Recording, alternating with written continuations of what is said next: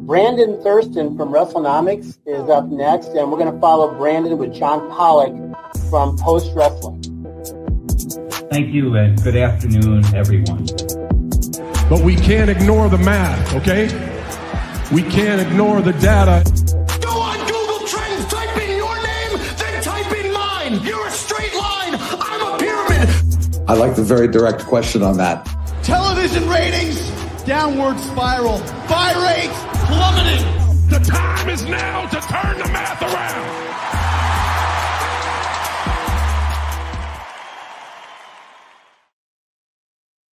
And for the final time in 2024, it is Pollock and Thurston coming at you, the co-production of Wrestlenomics and Post Wrestling.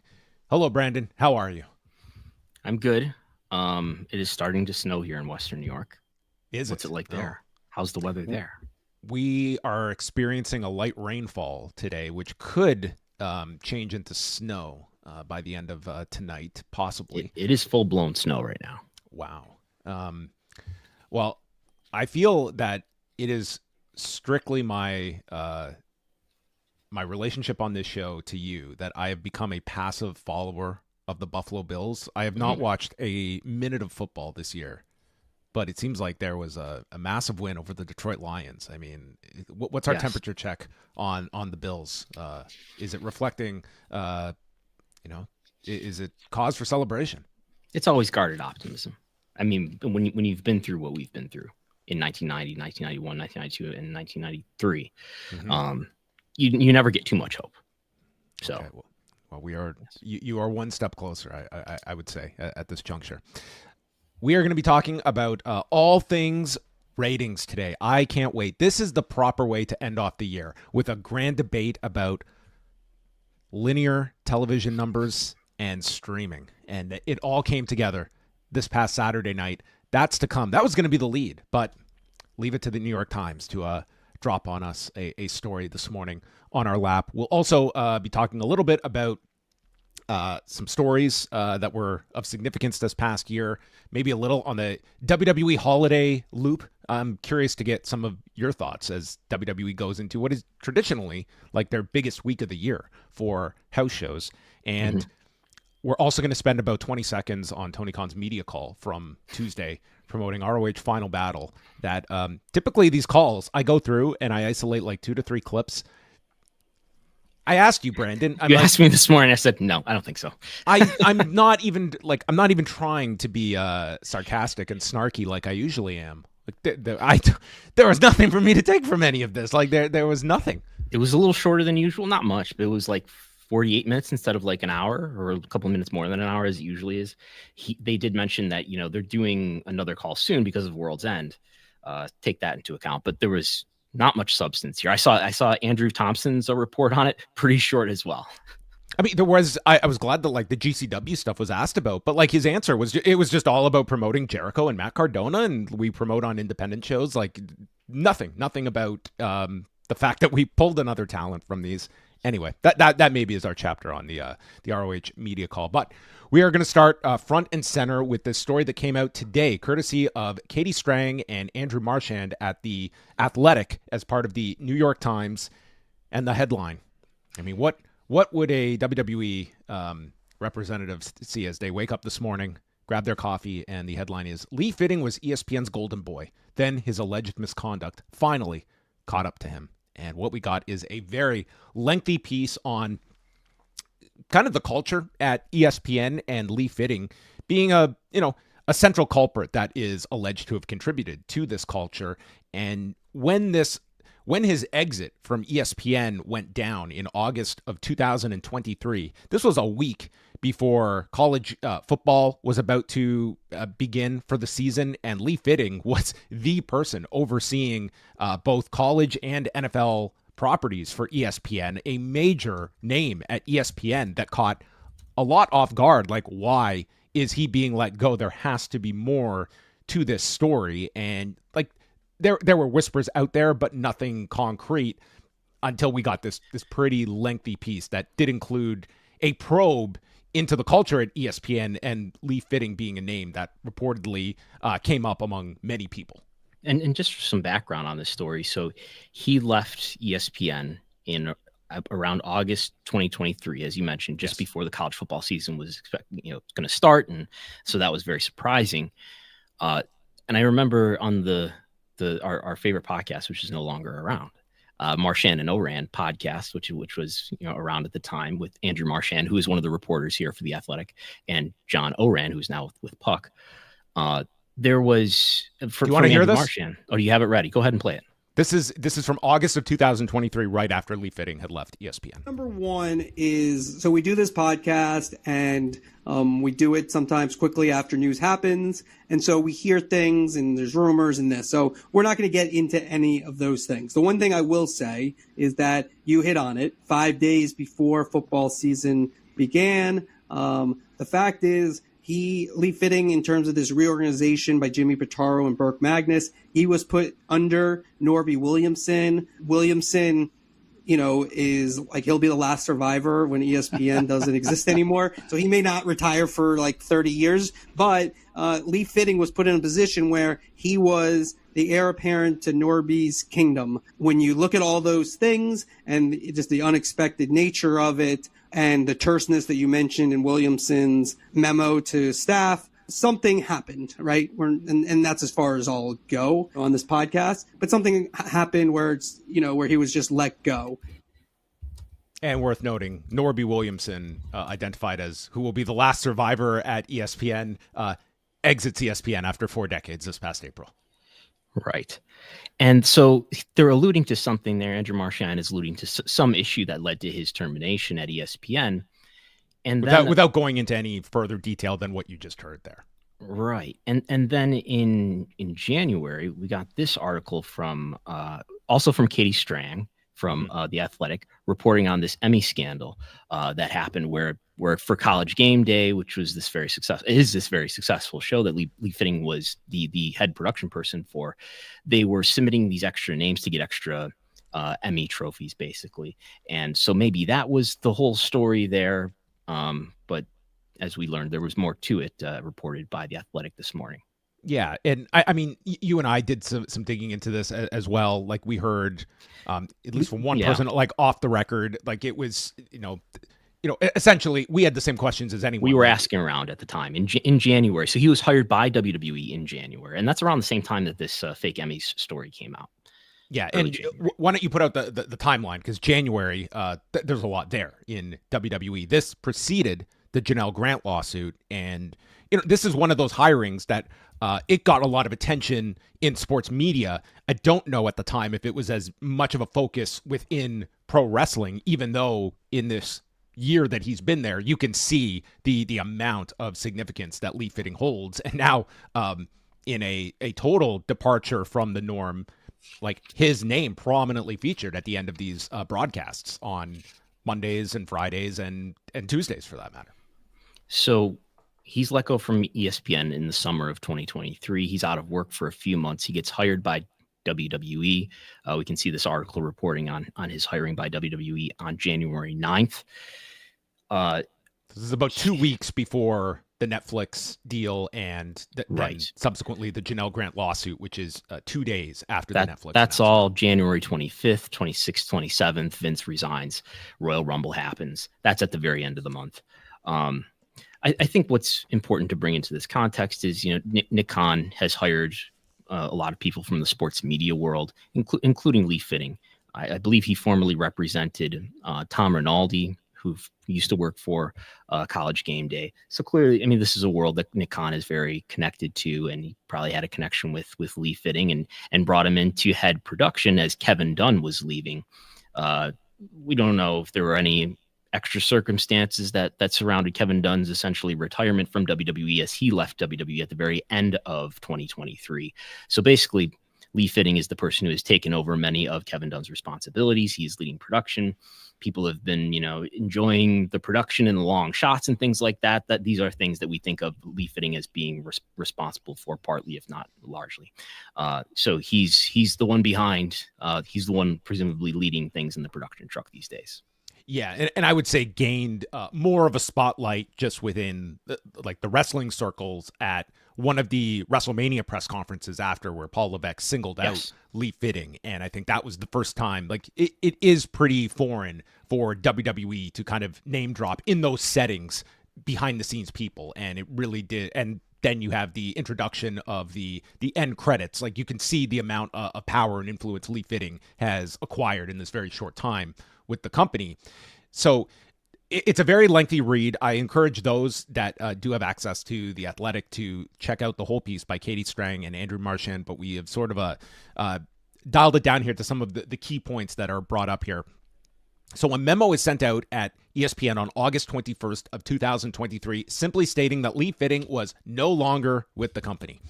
And as we had mentioned, he oversaw College Game Day, which he had done for 19 years and had since been given all college and NFL properties to oversee.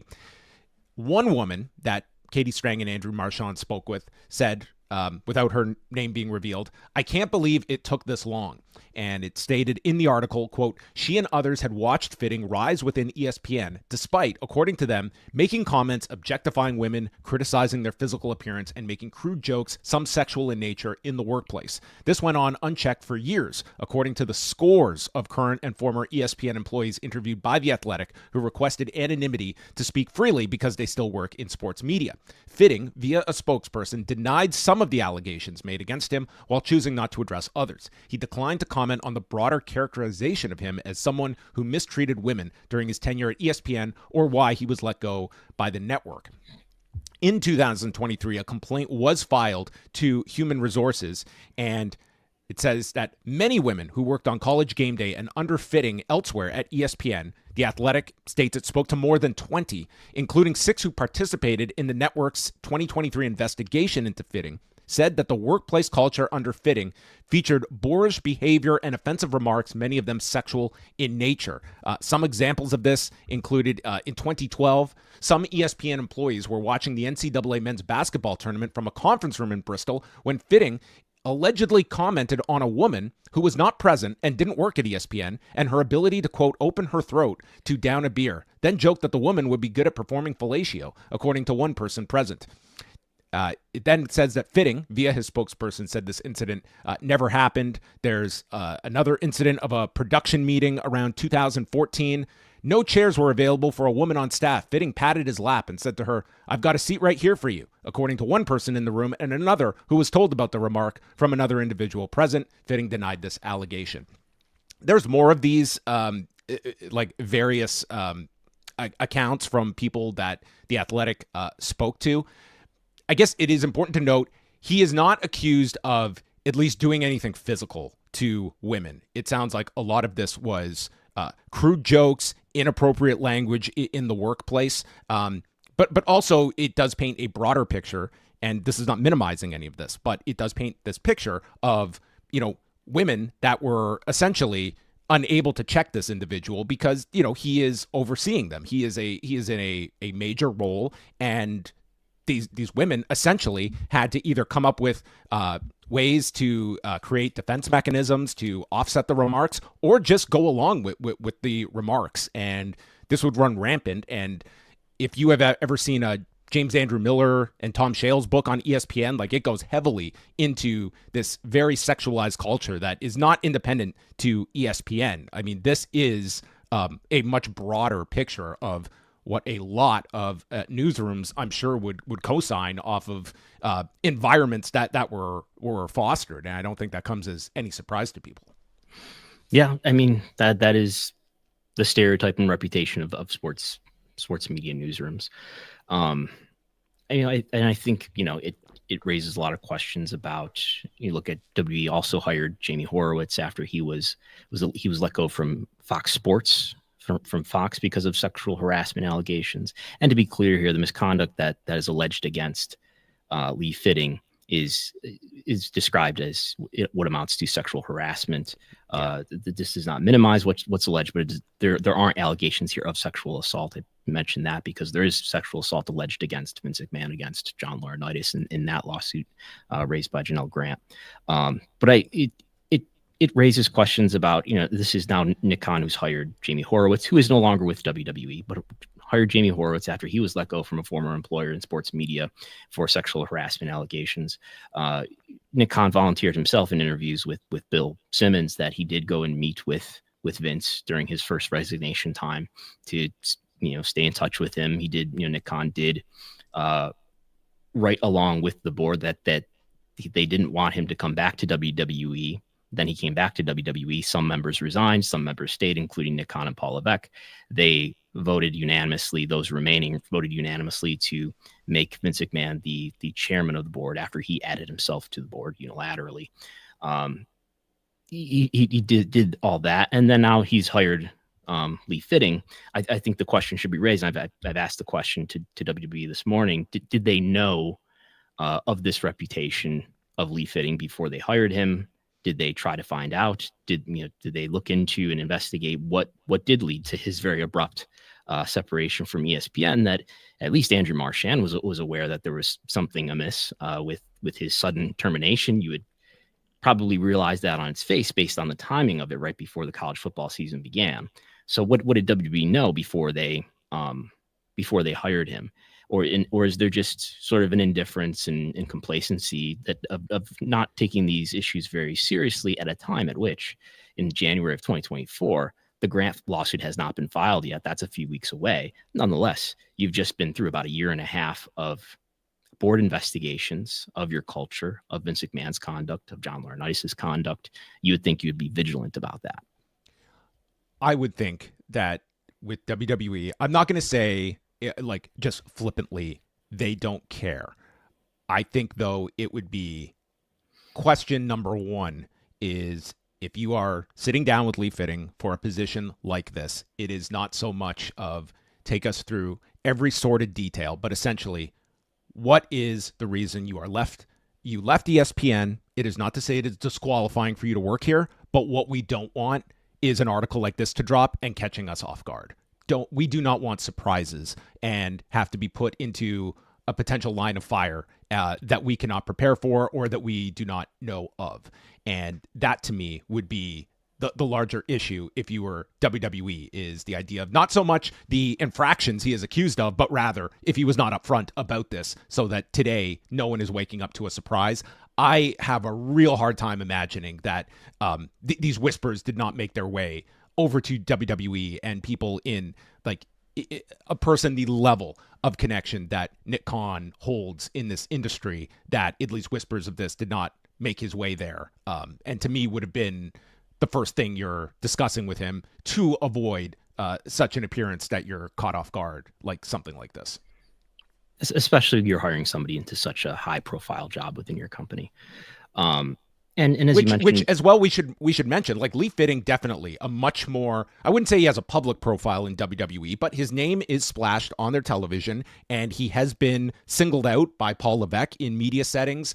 Mm-hmm. Like Jamie Horowitz, he was hired, and those 2 years, I mean, you can probably count on your hand the amount of mentions that Jamie Horowitz and that hiring received in terms of any level of scrutiny. And there is a, I think, And real quick, Jamie Horowitz's title was executive vice president. This was a major role. Which is a high-ranking title in WWE.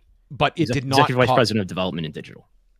It did not cause this outcry when he was hired, and I think there is a much greater distance when it comes to these names that are not holding like public-facing roles with your company. That, I mean, the WWE has not had a shyness when it comes to, what is the value of someone versus what is this excess baggage that accompanies them. And I think that is a way we do need to talk honestly about these types of stories. And this is not a what is fair and not fair. If this were a rank and file performer on the roster, that something like comes up, they're just gone quietly. Like an Odyssey Jones just disappears and we never hear from him again. We don't know what the story is with Odyssey Jones, but we don't know what the story is with Odyssey Jones, but it was enough that they cut bait and we have never seen him since.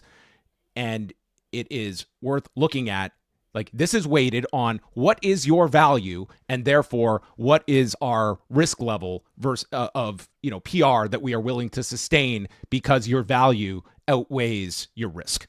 And that is the realistic. When your face is on the TV, as opposed to, I mean, who's having more of an effect on the television than somebody like Lee Fitting, but his face is not on the TV, which is a big difference in terms of perception, I suppose. Now, could he, like you look at this, and this is a microcosm of what is going on right now with like the nomination of Pete Hegseth. Like we're talking about government positions that are having these same discussions about what is considered like someone's political capital versus any kind of moral ethical standard you have for these people in these positions. Lee Fitting is not someone that is serving the public, but it does give you a sense that Lee Fitting probably more qualified for the job that he's working in than for the one that Pete Hegseth is nominated for. Overseeing 3 million government workers. Why not? But this is sort of, I just see like there are a percentage of people that are not going to be looking at this as disqualifying. And I think you have another percentage of people that are simply exhausted when it comes to just, these kinds of stories, that it sort of just seems to be something that like, is this going to just be a 2-day story and it moves on? WWE did not respond to comment for this. And to be fair, in this article, like this is not a WWE story. Like this is all about his past with ESPN. It mentions the Janelle Grant lawsuit, but this is not tied into like a WWE culture that certainly should be under that spotlight when you're facing 2 sex trafficking lawsuits and you have a history with a Jamie Horowitz, and now you have another hiring that has a checkered past when it comes to his ability to occupy a workspace with females. Yeah, ESPN is obviously a bigger and a more talked about thing in the culture. It's something that gets a lot more media attention, especially when it comes to mainstream media outlets like The Athletic, which is owned by the New York Times. It's going to cover something from ESPN with a lot more urgency. I mean, to be fair, I would say, look, all these allegations are alleged to have occurred while Lee Fitting was working for ESPN. We don't know of any similar allegations happening while he's worked for WWE. So this is about the culture and the conduct that occurred at ESPN. But of course, do we know what the protocol would be if there were a complaint to be lodged, and what is the mechanism in place? Would they investigate and start their own probe like ESPN would? Like what is that process if you were somebody like, here we have women that don't even work for Lee Fitting anymore, but are in the industry. They do not want to be named here. I think that's very important here, is that when you are working under these people, like the latitude is, it's going to be there, that you do not want to necessarily single yourself out, rock the boat, because you understand the differential in like your power capital versus those above you. And I think that's a relevant question as well. Like what are the systems in place that will not allow for this type of behavior to a blind eye to be turned to it? Are there those outlets for people that feel that they are in an environment that is not conducive to traditional norms of what a workplace should be? I believe there is an anonymous way to submit a complaint at WWE, and I think this is the case for AEW as well. What happens from there is another question. But I think it's maybe for anybody who's skeptical to understand why this would be a big deal. This is not just somebody who was just another employee at ESPN, but somebody who was overseeing a lot of people and had a lot of power and controlled a lot of the levers to whether somebody was going to move up the chain. And that's the big factor here, and a factor in numerous other cases of sexual misconduct, including in the allegations, which are very different against Vince McMahon and obviously the control and the power that he had as the CEO of the company. It's an issue of being making people feel uncomfortable and making people feel like they can't say anything, because the person who is allegedly in the wrong here is the person with a lot of power. Any other thoughts, takeaways you came out from reading this article? I mean, I'm certain that this was probably many months in the works in terms of the reporting here. And if anything, it was like the number of people they spoke with, like 20 women that they spoke with. I mean, they really did. It does give you a sense like this was not some, like, it tells you that.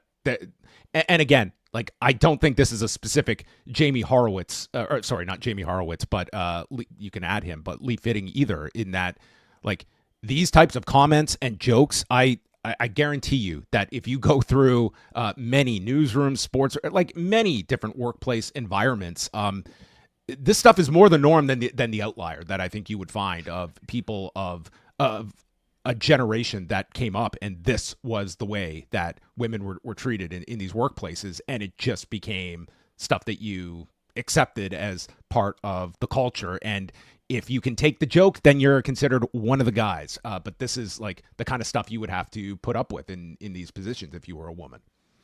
Yeah, I guess the last thing to add is that WWE's stance on this and reaction to this is and will probably continue to be to not comment on it, to not give it more attention, to not give any statements or to think of this constructively, to not give any kind of reassurances about what they're doing and how they're being vigilant to prevent misconduct that like the kind that is alleged in this report.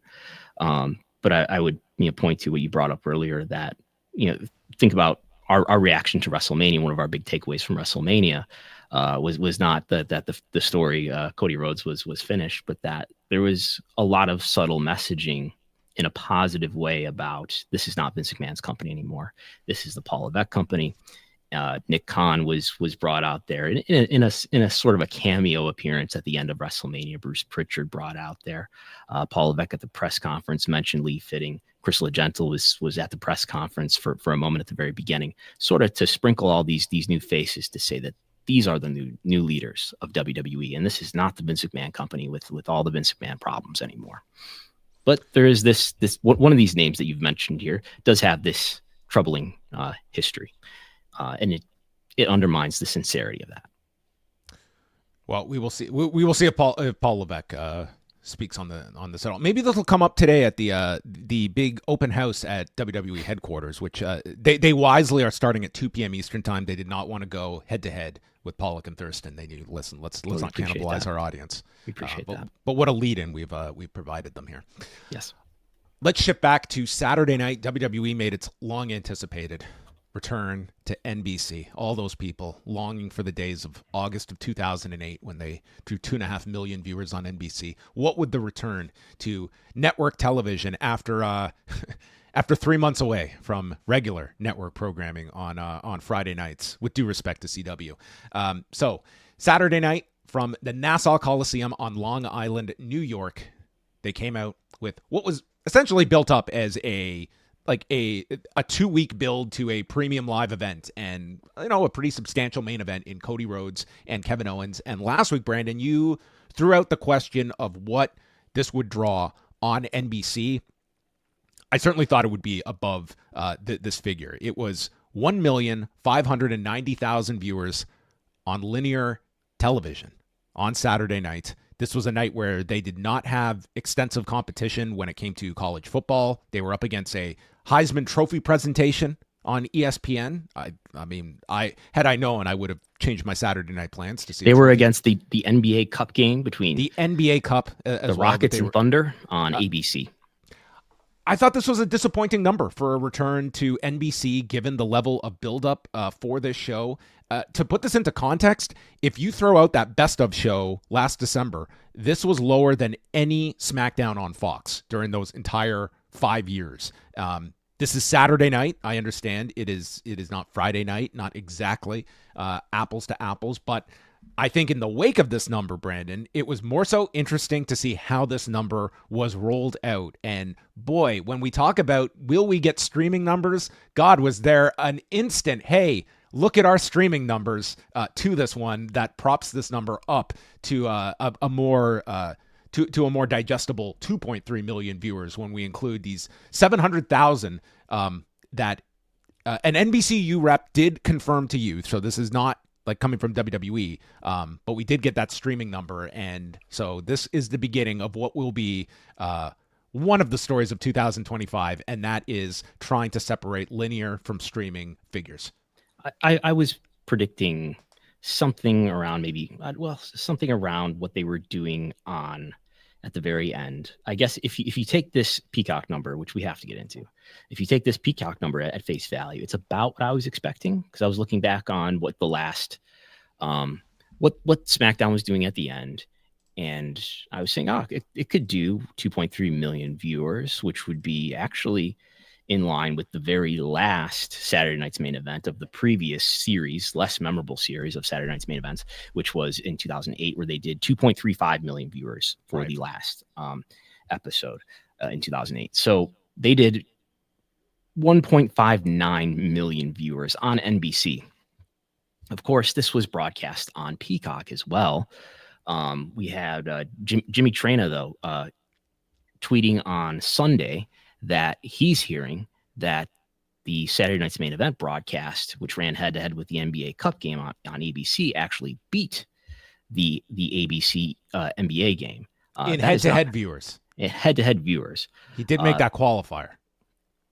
And we can dissect with that. Jimmy Traina found himself in the line of fire after this tweet. So that was, he didn't say, not only did he not say where he got that information from, but he did not say that it had to have been Fast Nationals. There's no final ratings on Saturday ratings until Tuesday morning. So anyway, we get the final ratings. I got the final ratings on Tuesday morning for the Saturday viewership, and we see that the NBA semifinal game on ABC averaged 1.89 million viewers, and it did a 4.7. Is that higher or lower than 1.590? I'm going to have to get out the calculator here. It also did a 0.47 in the demo. Now, what NBC did with Saturday Night's Main Event from 8 to 10 is 1.59. So that's some 300,000 viewers less, and 5 demo ratings points higher than NBC. So yes, the ABC broadcast of the NBA game beat the NBC broadcast of the NBA game. But wait, it was also on Peacock. It was also on Peacock, where it was watched by an additional 700,000 somethings, 700,000 maybe viewers. I'm trying to confirm whether this is 700,000 accounts, whether this is 700,000 viewers. And here's where the message, lucky for WWE and NBC, will get lost. How is this being measured? This is this the average? Is this the peak? Right. What was the average watch time? Like that's with streaming. It's just not an apples to apples comparison as it is to what we know is the methodology behind Nielsen tracking linear broadcasting. So it's like if I go back to the Logan Paul or Jake Paul Mike Tyson fight, and it's like I was constantly logging in and I was on multiple systems, but if I'm just tuning in for 10 minutes and I'm out, are they averaging out?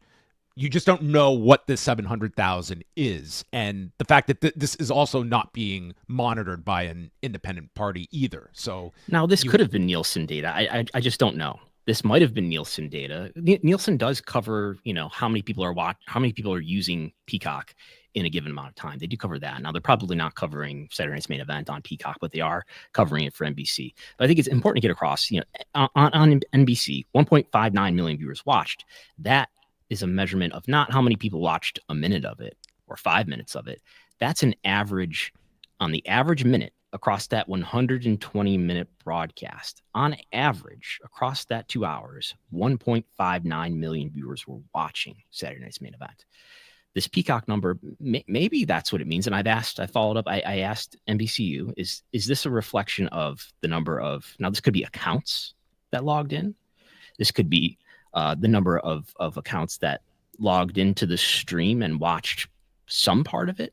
Or this could be an average minute audience measurement, which would be like to like with what the NBC number is that we have, but we don't know. Now, if this is the number of accounts, well, then there is necessarily more than one person on average per account watching, because you've got at least one person watching on each account, and then presumably you've got in some cases more than one person watching on each account. So so you could multiply that number by whatever it is, the number of accounts watching, by 1 point something or 2 point something, and you get a larger number, obviously, but we just don't know.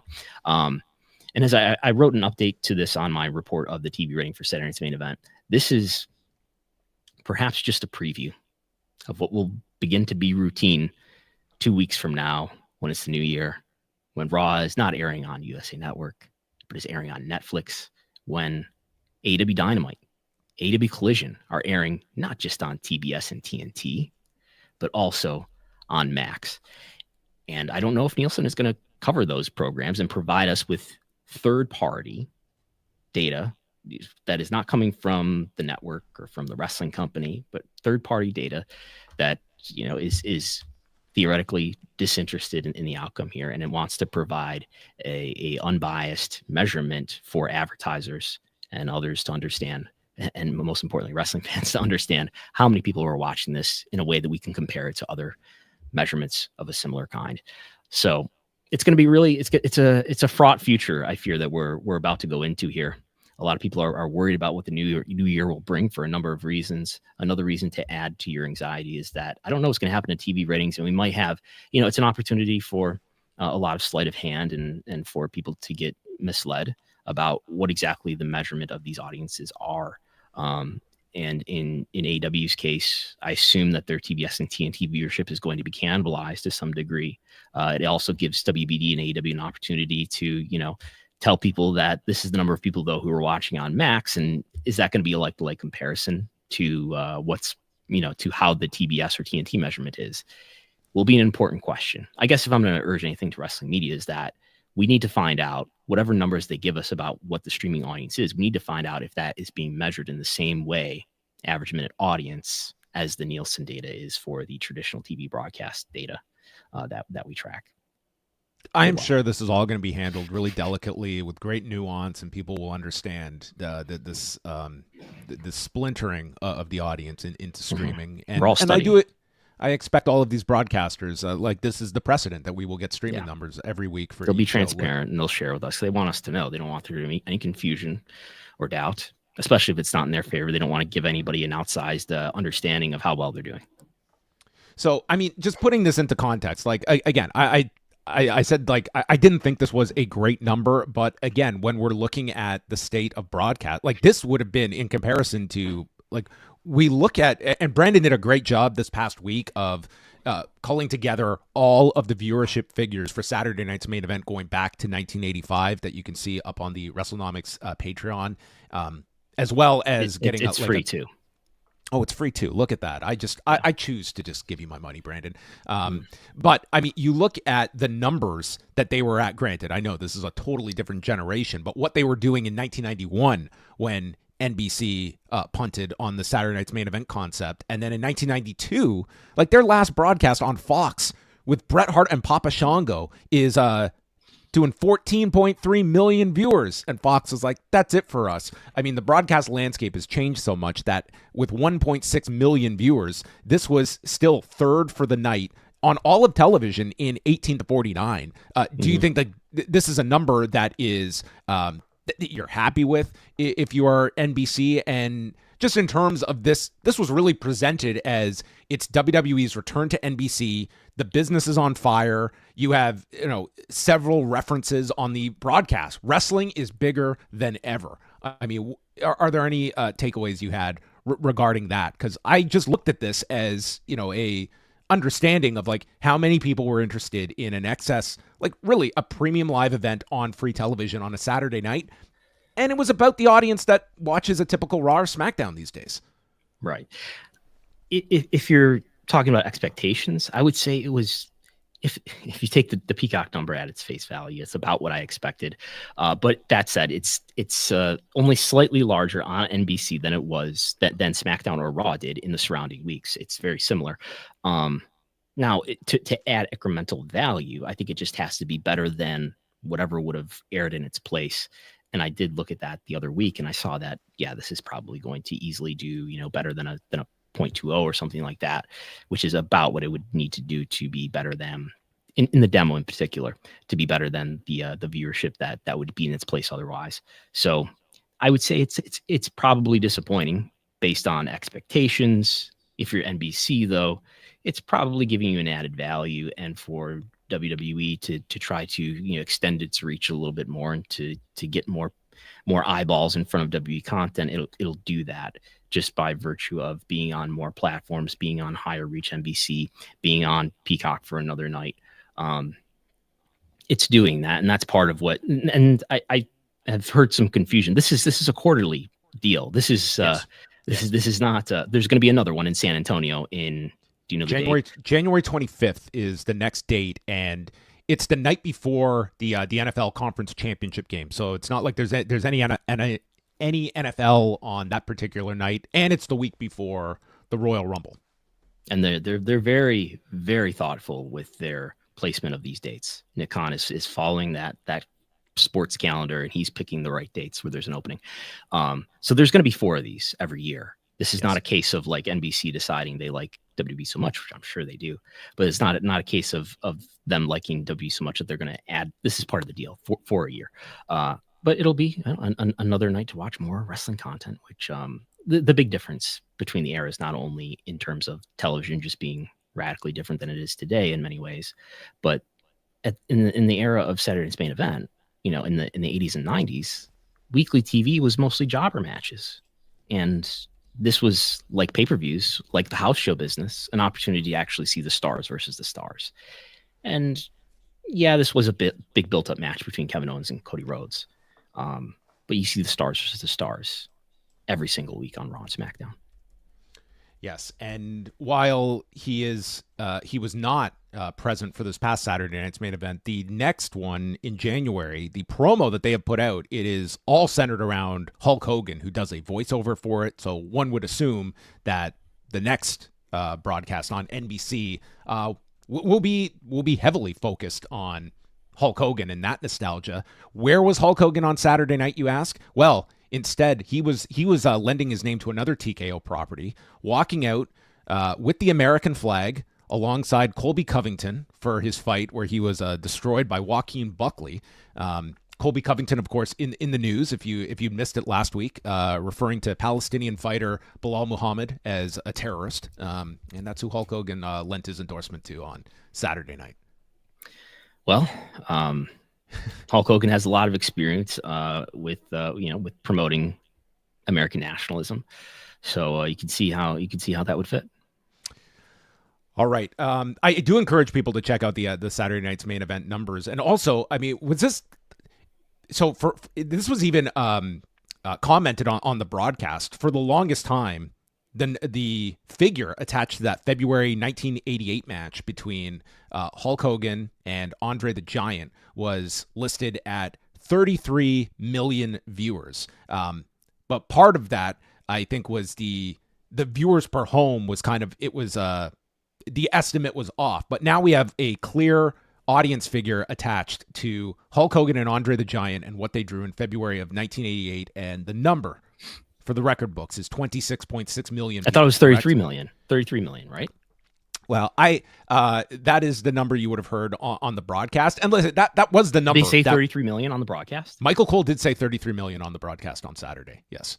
He might have let his Wrestlenomics subscription lapse this month. So, but it was a free post. But listen, that had been a number that had been attached to this for so long. So it's the real average, and this is one of those things where it's wrestling, and people are gonna freak out, and then they haven't yet. I haven't seen any of that, but especially given the similarity of it's a Hulk Hogan versus Andre the Giant match, and that's the WrestleMania 3 match, and there's been decades of unresolved controversy surrounding the attendance of that. And you're trying to undermine that. In any case, this is the largest, regardless of what it is, whether it's 26 million, whether it's 33 million, which it's not. It is the biggest wrestling audience probably ever. We don't have numbers. I don't have any numbers going back to see what kind of numbers Vern Gagne was drawing on the Dumont network. But given the lower population, I'm guessing it was not approaching 26 million.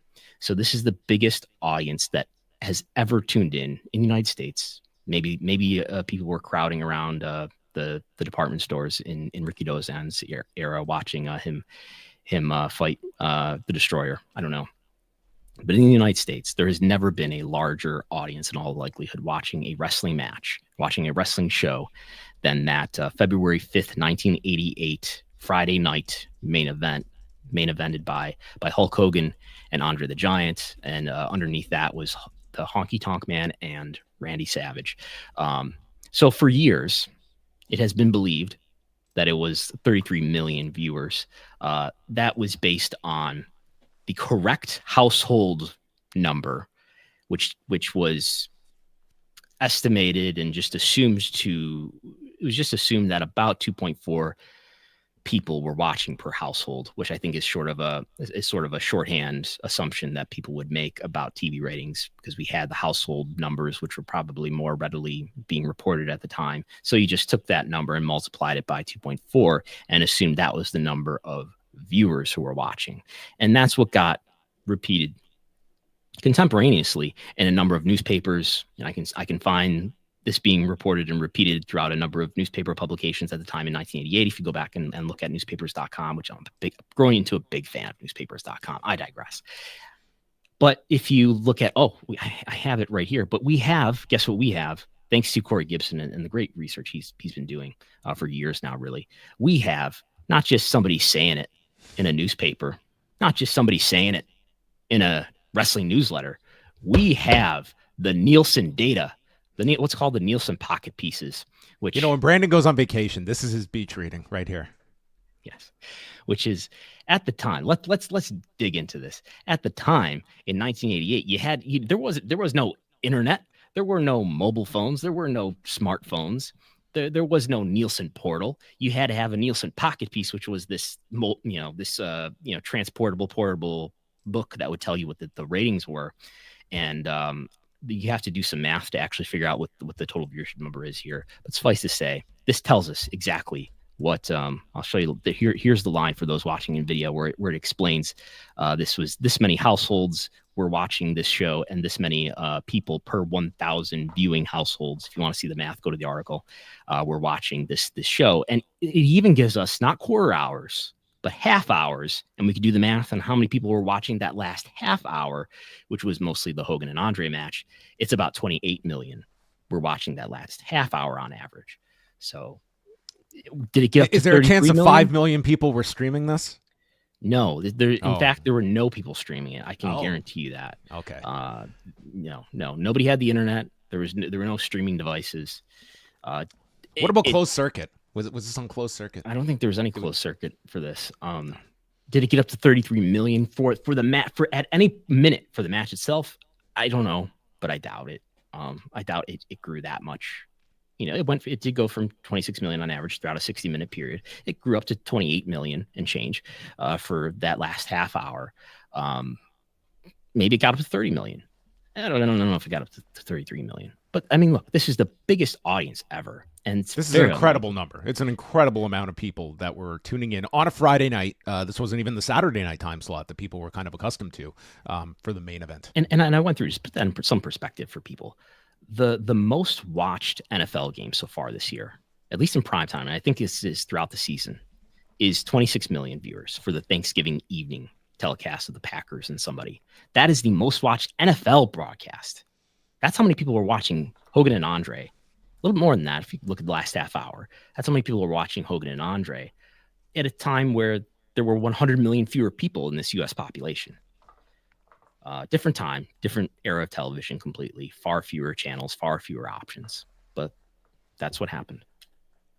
All right. I'm going to quickly segue into the Canadian Media Minute. Okay, so here's what is going on in Canadian media as it regards professional wrestling. I mean, this would drive you nuts, Brandon, if you had to decipher the amount of explaining that we're gonna have to do in the new year. AEW Collision is moving to the USA Network in Canada. So Bell Media. I know you had USA Network. We didn't either. The Discovery Channel is being rebranded as of January 1st into the USA Network in Canada. I really hope that we can launch a Canadian network for you guys down there, and we can include, Hockey Night in Canada and whatever other exports that we have, maybe some more reruns of Schitt's Creek. But yes, why is this important? Is this a shot being fired back at WWE broadcasting on TNT Sports in the UK? This is a long-term play by AEW to get onto the USA Network. And I mean, for me, selfishly, as I'm going to watch all these Canadian shows move to Netflix, I mean, my Canadian ratings, Brandon, I need to have Canadian shows to get numbers for, and it looks like I might get Collision numbers. So this will go into effect in January. Right now, if you're in Canada, AEW Collision and Rampage are only available on TSN Plus, which is a streaming service that you have to subscribe to. It does not come with your TSN package. So That is why Dynamite is, I would imagine, most people's AEW viewing. And I don't know anyone that is following Collision that is watching it on TSN Plus. It's, I think, going by creative outlets to go track down Collision and Rampage if you are seeking them out. But you will get it on actual linear television beginning in January. So it's a step up from the current distribution method. And also worth noting, Rampage not part of this deal. So I think your latest nail in the coffin of Rampage. So this is a rebranding. This blows my mind. This is an NBCU brand that's of a WBD channel. I'm not going to try to understand this. Do people have this channel in Canada? It's a specialty channel. I don't know what the amount of homes it's in. You get it. I don't even know if I get it, to be quite honest. But I'll tell you 100% I don't get TSN Plus. I have a pretty good chance I have this. This is not going to change my viewing. I use Triller, and it's tremendous for following AEW programming. But that is what's happening. Also, this was first reported by Dave Meltzer. I confirmed this with WWE. They confirmed this on the record to me that SmackDown on January the 3rd, all Canadians were like, what are we going to do about SmackDown? On January 3rd, it will air on YouTube in Canada. And then the Netflix era begins on January the 6th. And that for everybody. Everybody's starting on one date. There will be no mixed messaging. No. So everyone can congregate on YouTube. We can get live viewing numbers in real time and decipher them there for all Canadians. Let us look at the final week of WWE house shows, which it's worth noting that for 2025, at least they have rolled out like the first 3 months. There are no U.S. house shows announced for the first 3 months of 2025. There are no U.S. dates on the books right now. Am I mistaken? Is this correct? I don't know. You were pondering. Sure, I don't doubt you. Okay. Yeah, I doubt myself sometimes, but I think this is legit. I don't think we have any U.S. house shows announced as of yet. Plenty of European dates, but no U.S. ones. But so the crew is currently off until December 26th. They have a 10-day break for the main roster, and then they resume with their John, you're breaking up. Oh dear. You're breaking up. Why don't you refresh real quick? And I'll list off some W house show dates in the meantime. So we have coming up as far as house shows that are announced is at least as I look in the WrestleTix spreadsheet here, he's only got the house shows for the rest of the year, which are WWE live events, holiday shows across great markets like Jacksonville, New York, Pittsburgh, Orlando, which is going head to head. On the same night. Is it the same day as AEW? I don't know. In any case, Orlando as well as Baltimore, Maryland is what looks to be the last one. There are two house shows going on at the same night on December 28th, Saturday, in both Orlando and Baltimore. How do I sound now? You sound great now. Oh, thank God. Yeah, I just found these to be interesting because, I mean, these are... these are fine advances, but I would look at, the Allstate Arena in Chicago is currently around 6,500. These are all courtesy of WrestleTix. The Kaseya Center in Miami is at 3,300 tickets distributed. Oh, wow. There's such a, these are traditionally big house shows. The company has been doing really well, and you've monitored sort of a bit of a plateauing when it comes to advances. TVs, ticket prices. Yeah, ticket prices as well. It just seems like this is the first time I'm looking at things, and there does seem to be a feel of, for live events, which are very match heavy. It doesn't seem as though these are, it's not like these are the hot ticket that maybe we would have assumed when these dates were first announced. Even Madison Square Garden it's going to surpass 10,000. These are certainly not disappointments. But some of these like Miami especially, 3,300. That'll grow a little bit over the next 2 weeks, but it's just an interesting.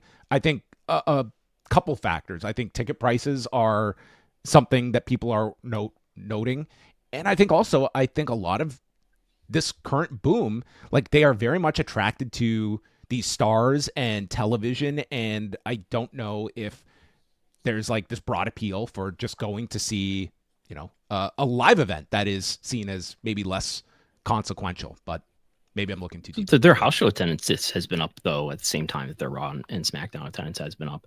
I think they were averaging something around 6,000 tickets distributed according to Atheltic's numbers for the year. I'll look that up real quick. They were averaging over 5,900 for this year to date, 5,700 the year prior, 4,000. Now we're going back to 2022, 4,100 for 2022. So that's increased at it looks to be a similar rate to the Raw and SmackDown attendances. Yes, and as I'm just looking here at the for early 2025, all we have to look at is television dates here for WWE, and these are, there are over 11,000 for that Intuit Dome launch of Raw on Netflix, and then San Jose, Dallas, Atlanta are the next Raw taping. So, something to monitor potentially where things are. Because I'd say for that Netflix show, so much of the appeal of it, I think, is as a broadcast to be watching, much less than necessarily going there in person. But that's going to obviously be a big show. I feel we will get streaming numbers for January 6th. That's my prediction. I'm sure there'll be some sort of celebration and press release. Graphics. Will there be a number? There's no Nielsen to muddy the waters here. There's only streaming to muddy the waters. I guess. I don't know. The thing is, it's going to be global. And the thing is here too, I always, I remember that this is the case, that Netflix does publish their top 10 globally, global viewership. And when I've looked at that does look like they're putting over on the side there, the watch time divided by the duration, which gives you essentially an average minute audience, which would be like with Nielsen, but it's global, not United States. Super chat here. We will revisit the Tony Khan media call. Thank you for the super chat. Tony Khan media call. No questions about Ray Phoenix or his tweets or Ryan Nemeth or Effie. What's the point of these calls? Brandon, you were on this call. I was not able to be part of this call, not because I was not invited. I had to actually go pick up my kids from school, so I was not on this call. You were. Did you get a question in? No, my hand was up. I would say if you're going to criticize the media broadly in one whole sentence as one whole package, especially when it comes to these press conferences in terms of not getting the questions asked that you think are right to be asked, a lot of that goes on the company. It's not all on the members of the media. A lot of it goes to the company and who they allow to ask a question. My hand was up. I was not chosen. I was chosen on the previous call to ask a question, but I've been on a lot of calls, especially in the last year or so, where I've not been chosen to ask a question, despite my virtual hand being raised. So the companies get to pick and choose who gets to answer a question, gets to ask a question, and not 100% of that burden is left to the media, the wrestling media. Yeah, we don't all get together and just plot out all these things, but I do understand some people it's easier to simplify, but that is kind of how the process works. Okay, this next question I'm going to put on. I'm aware of this, but I don't know how much we can necessarily go into it because it's kind of just come out today. Did you see the Chris Peck, BJ Whitmer AEW situation? BJ Whitmer's ex-wife put out a post alleging inhumane actions from Chris Peck of AEW. So I have not had a chance to really go into this yet. So given the nature of obviously this is a very serious story, I just can't comment because I haven't had a chance to go through it yet. But I'm sure we will have something up on the site in the either today or tomorrow going over this because I have seen it. We have received DMs about it since we've been on the air, but I can't read about it to speak to it. Just to be clear about who Chris Peck is, he is the general counsel for AEW. Right. Thank you for the super chat, and I'm sure we will have a story coming up shortly. Jake from the Windy City, who would you say are the top merch sellers in 2024 in WWE? Cody, in all likelihood, seems to be number one. Does the perception mesh with reality? Yes. So WWE itself said who they were last month. I've got the article right here. Cody Rhodes, they said, was number one. Well, they put images in an order that strongly suggested these are the top 10 talent who are moving merchandise. And they said it's Cody Rhodes, number one, Roman Reigns, number two. This is the exact same number one and number two of last year, too. They did a very similar graphic. Followed by CM Punk, Jey Uso, John Cena, Liv Morgan, Rhea Ripley, LA Knight, Randy Orton and Damian Priest. My daily collection of where the items stand and trying to put those items assigned to various wrestlers was in line with that. I had, based on that information, Jey Uso number 1, CM Punk, but then Cody Rhodes and Roman Reigns number 3 and 4. I also had Stone Cold Steve Austin and Bray Wyatt highly ranked in that too. They have not included the stars of the past who are inactive on these lists, it looks like. So maybe they just don't rank, and maybe there's venue merchandise considered in here too. That's making it different from my lists as well. But I believe that's probably correct, that these are the number 1 and number 2 movers of merchandise, Cody and Roman. Final topic, Brandon, as we put a bow on 2024. What do you feel at year's end were the most significant stories of 2024, and how many of them occurred in January? Yeah, I guess it was all in. Well, the Janelle Grant lawsuit is something that's occupied a lot of our time. I would say AEW renewing their deal, finally finalizing their deal this past October. Which I mean, for just like, obviously, like, very different story from the Janelle Grant story, but that's like, I feel like there is just so much discussion on AEW, but like, that is a massive win that they got this renewal. I think it's like, it's rather remarkable in some ways, like, just to be able to have this cushion for 3 years. AEW is not without its issues, but there's certainly more runway now to address those issues than if, say, they were going into this contract year coming up, as opposed to now having these negotiations in the rear view. They likely have their financial future secured for at least a couple of years. And that's a really good thing for the wrestling industry, for there to be a viable number 2 wrestling company. As I say every time we bring this up, the notion that this would be a possibility some 6 years ago, that you would have a number 2 non-WWE wrestling product on major TV networks, was just laughable. Get out of here with that. Yeah, go watch Lucha Underground on El Rey. Yeah, but that has really happened, and it's a good thing, well, for wrestling fans and for talent and for all workers of all kinds in wrestling, that they've got another wrestling company that will value their skills and that might bid a little more aggressively for their skills because of that. And that makes for, optionality and alternatives should make for a more fair wrestling product, even though they both still have their issues. But yes, the Janelle Grant lawsuit, just putting in detail what had been very vague and very blurry for the year and a half prior, during which the Vince McMahon scandal and the various allegations of misconduct and NDAs were known about.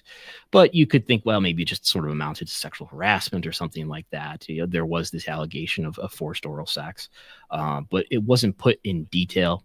There was not a name and a face to put with it until Janelle Grant filed her lawsuit on January 25th this year. And I think that's what it's a big part in one of the biggest wrestling stories, I think, in wrestling history.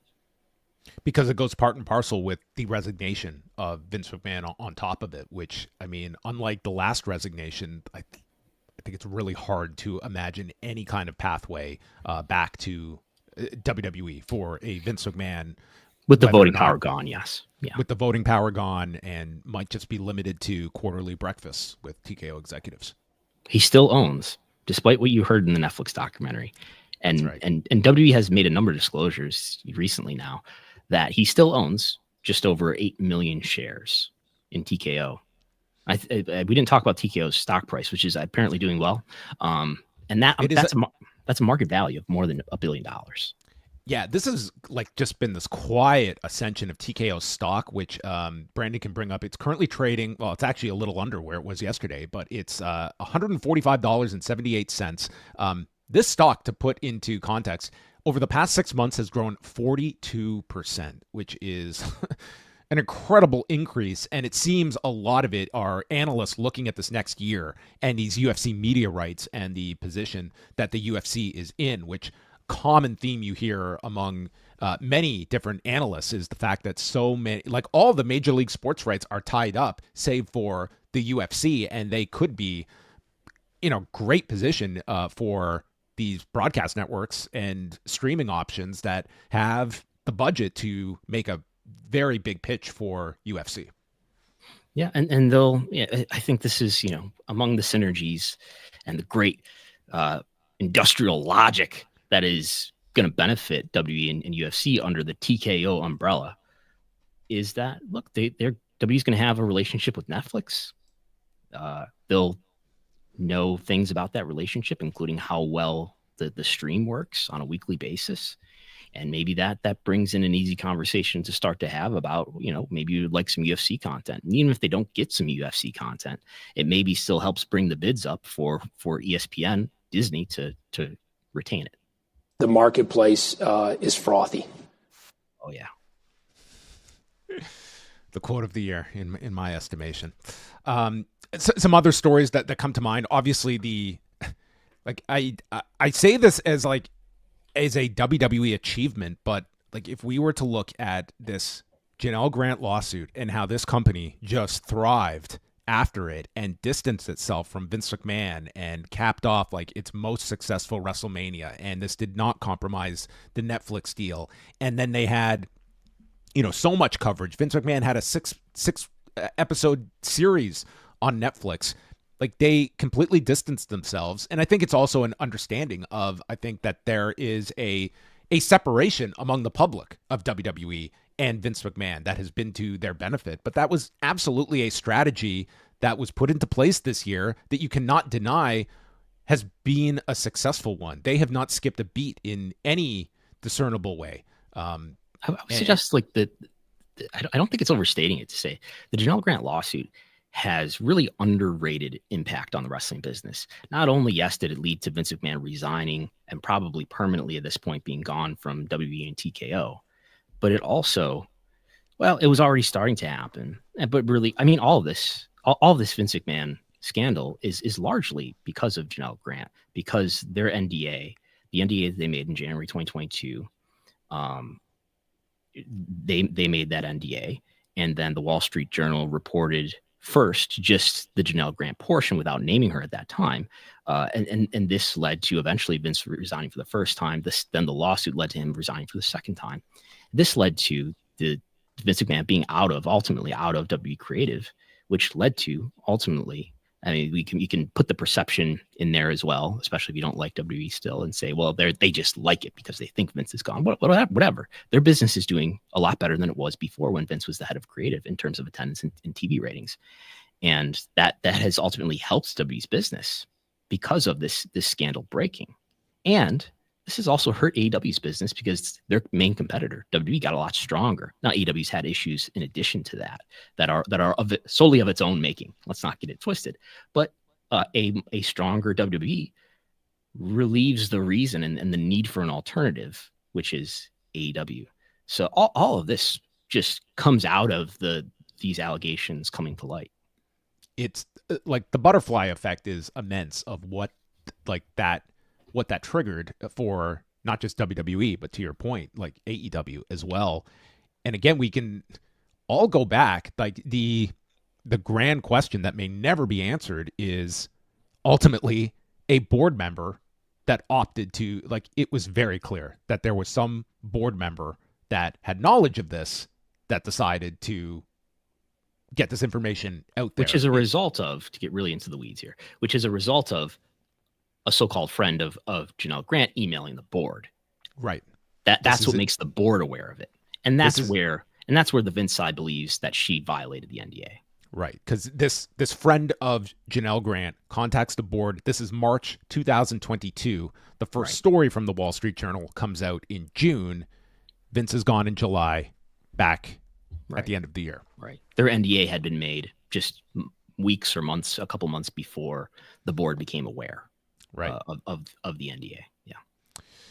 Fascinating. But those are some of the big stories of this year. Other ones I noted here, to a lesser degree, this is more for next year. It's kind of where this ID program grows into, how much of an influence it has on the independent scene, the decrease of WWE live events as well, making this, and the future of site fees for TKO and where that is kind of a growing area for them as well, that they seem to be targeting very aggressively with UFC and PBR. Could we be getting the first ever triple shot weekend between these three juggernauts of live entertainment? I suppose. I mean, you're probably drawing three completely different audiences doing it too. If there's an argument to do it, I mean, that's it. Is that there's a UFC fan who is not a WWE fan, who is definitely not a PBR fan across all three of those brands. Yeah. It's one thing to send your talent to go be in the crowd at a UFC event. It's quite another to send Dominic to the local PBR event. In the Vince era, you would get a bull riding character that would become who's promising from NXT right now. That would be Ethan Page's gimmick or something when he got called up to the main roster. All right. Well, that is going to wrap up our final edition of the show for this year. Our return date up in the air. We might end up doing a show the first week of January. We will not be here on New Year's Day, but we will not be here next week on Christmas Day. No. As much as we would love to just wake up with all of you and open our presents on a live stream, we're going to take Christmas and New Year's Day off. But there will be plenty to talk about in the new year. And I want to thank everybody that has listened to the show over the past year, whether you tune in live on Wednesdays or listen after the fact. This is a show that I get a lot of great feedback about that people seem to enjoy with myself and Brandon. And I think people seem to tolerate me, and they really get a lot of knowledge out of Brandon. So it's a nice combo. Yeah, I'm glad. I don't care if anybody likes this or not. We're gonna do it. No, but I do appreciate everybody supporting Wrestlenomics and Post Wrestling, and we're trying to do work that is not necessarily popular, but that we think is important. So we appreciate the support that we do have. All right. On that note, we will say goodbye to everyone and the final words of 2024. Appreciate the courage.